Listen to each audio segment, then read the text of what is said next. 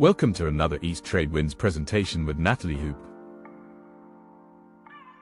So the founder's bottleneck. We have a lot of clients that are founders and we ourselves are founders. And what happens when growth really stalls, when everything kind of depends on you? So here's a core truth. A lot of times in businesses, growth isn't stalling because the market itself is shrinking. Now, of course, there's always exceptions to that. But in many cases, the market itself is still there. What happens is the founder themselves really becomes the system where everything has to rely on them, especially where some of you guys named that you work with founders who go from founder-led sales to team-led sales. So if you do it the way, you expand the capacity of the team. But in a lot of cases, what ends up happening is the founder is the be-all, end-all, and everything still has to run through the founder. And so it's really getting the idea that as founders, for us to scale and for our clients to scale anything, it could be sales, profit, you name it, that we need to move and evolve our business and ourselves so our business can continue scaling with us and without us. The biggest thing to really think about is if you are the only one that everything runs through, then what ends up happening is your business can only move at the speed of you and your decisions and your time and capacity. And so what ends up happening to a lot of people is what I consider the founder burnout, where you have a team, you have people that you can, I will say, delegate or help. But because the systems aren't there, they can't perform the way you really need them to perform. So what ends up happening is you still keep all the approvals. And then what ends up happening is you become really kind of resentful because your team can't function without you. So your workload actually increases. Every time you get a new client or project, it really just adds weight to yourself and more responsibility instead of the momentum of, oh my God, yeah, me too. We've all been in this way. Then the next, which is I find the biggest opportunity for founders and business owners, is letting go feels risky. You're not sure that your business would hold without you. I have a fractional client and we call it, and again, I apologize if people find it a little morbid, but we call it what happens if she gets hit by a bus. Because if she gets hit by a bus tomorrow, there is no company. The startup is dead on water.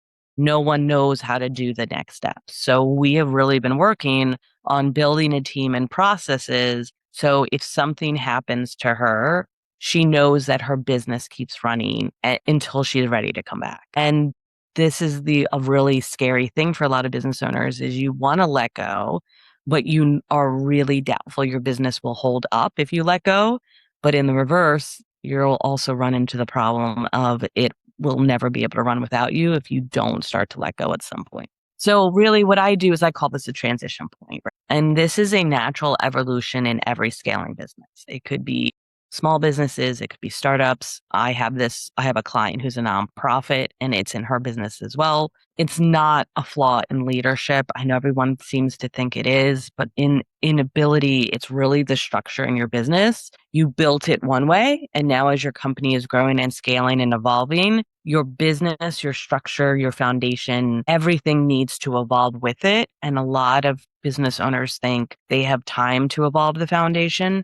It has to go with it. So this is what is the founder's bottleneck. And as I mentioned before, it's really when the business can only move as fast as you can decide, approve, or intervene. And it's really this part of how do you recognize this is happening and what are some of your options to get out of this mode and really get to your business to the next level. So the first is how do you recognize it? And you recognize it usually by a couple of signs. The first is suddenly you stop hitting your revenue numbers. So you were really great. Everything was going wonderful with sales.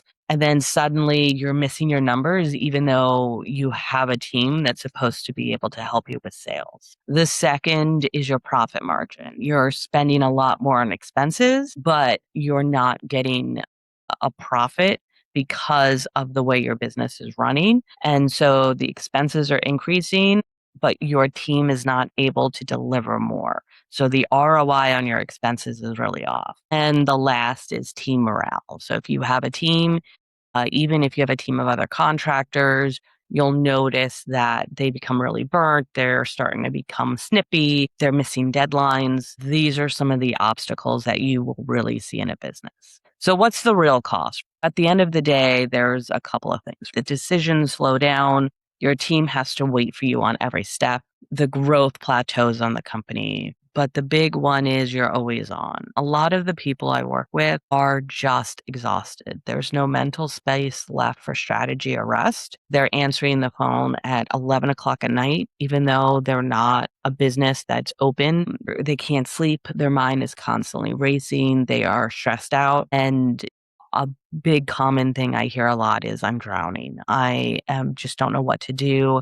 I feel stuck and I feel like I'm in quicksand and I'm just really getting overwhelmed. The thing to think about is even if you didn't have any of these other cost issues, that alone is a huge cost. We all build businesses, our clients build businesses because they want to support a life. They have a mission, they have a dream. They're not doing it to have it become like an albatross almost. And that's the thing that really ends up happening. It just becomes exhausting. And so you become very frustrated. Your team becomes very frustrated. And the things that your company can do, you guys can't focus on because you're doing all of this like minutia stuff instead. So how I always like to say is usually what ends up happening is I talk to a lot of founders and business owners where they're telling me that they have a people issue. They need to replace their team. But I'm actually going to push back and say that in 9 times out of 10, it's actually a process problem. So there's actually an issue that's underneath that is causing the team to not be able to deliver. If you fix the process before you actually fix the people, you will find that the team itself will start performing automatically. Very rarely do you have team members that don't want to do their job successfully. They are also stuck just like you are as a founder. If you have workflows, accountability, and decision making that is very clearly defined, then your team will be able to succeed. What I find a lot of times are the team is spending a lot of their time on what I call BS tasks, and they are waiting on others or they are not aligned with other departments. So they're trying to navigate a system that isn't supportive of them. And it's really feeling like, again, no matter what they do, they can't actually hit their numbers. So once you really see that as a founder, that it's really your systems and your foundation, and you don't need to replace your team, which is very expensive, let's be honest, then you will be able to build the infrastructure that allows them to succeed without you having to be involved every step of the way. Okay. So I always like to give an example. And so this was one of my fractional clients. He really, we were talking about something else. I was actually hired to create a new program for him. And he was really upset because the company wasn't hitting their revenue targets. He couldn't figure out how to do it. And as he said, when I was the only one doing sales, I never had a problem closing. I have a team now and I cannot hit my numbers. Like, what is going on? So he really is just venting to me and telling me that he believes that he needs to let go of his team. Now, I had worked with his team. I knew his team, and there wasn't anything that I saw that was a will issue. And so I just basically asked him if I could come in and just see what was going on and talk to the team and see if maybe there was another problem. And what ended up happening was the process to sell any new clients all ran through him and he was so busy. So the client came in and instead of that client going through a natural sales process, he basically sat in an email queue for the founder to personally review every single potential client. And as we all know, that is very labor intensive. So by the time he got to them and then went back and forth and assigned a salesperson manually and went through all of this, it turned out that the person who was going to buy just didn't buy.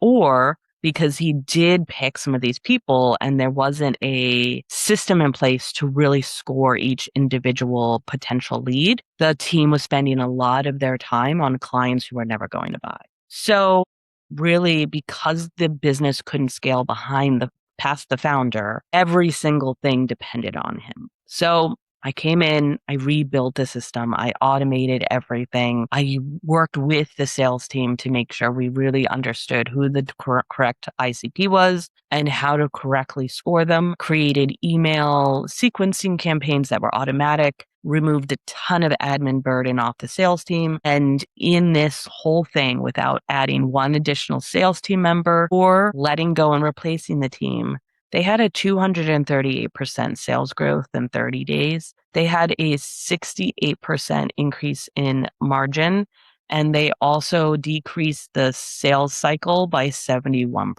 So these are huge numbers, and it wasn't anything that was earth-shattering. It was just they did not have the processes for the team to be able to succeed. Of course, the sales team was thrilled because they were commission-based, bonus. They wanted to sell, and it really invigorated the team to just keep rocking and rolling again. What I always tell everyone is this is something that you really have to understand.